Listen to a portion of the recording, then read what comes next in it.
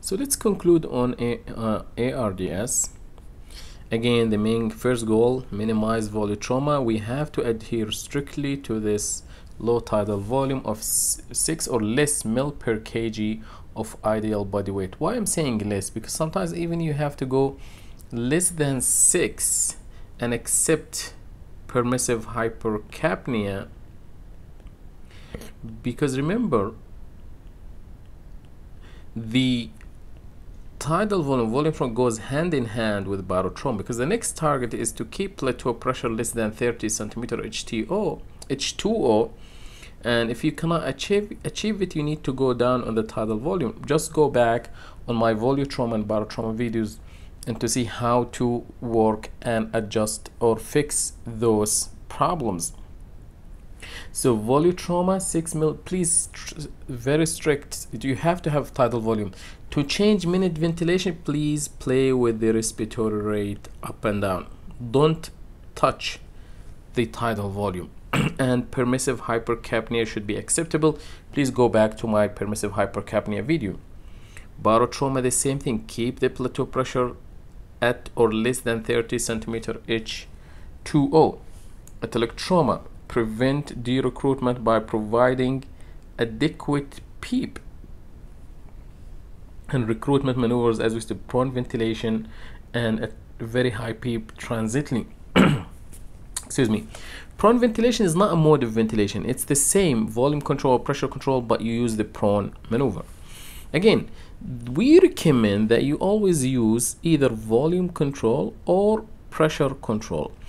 Although we prefer volume control because you can set the low tidal volume, but you still can use pressure control as long as you're paying attention to the tidal volume and adjusting the settings to keep the tidal volume at the 6 or less mil per kg of ideal body weight. So usually we start with FI2 at 100%. We start volume control, 500%, PEEP of 5 plus 5, and then tidal volume of 6 mil per kg of ideal body weight, and pick the right respiratory rate to achieve the right minute ventilation. Do not touch the tidal volume, and based on gas exchange and ABG, you need to come down from 100 to 60% as soon as you can by going also slowly or going up on the PEEP by 3 or 5 centimeter H2O, because to minimize oxygen toxicity you need to bring it from 100 to 60% as quickly as possible, and adjust again according to the ABGs. You can adjust. We start with volume control, but again you can use pressure control. Pressure regulated volume control also is another possibility. PRVC, it's another possibility to use here, but again, as long as you paying attention to the respiratory mechanics and blood gas and gas exchange, these modes can be managed and adjusted.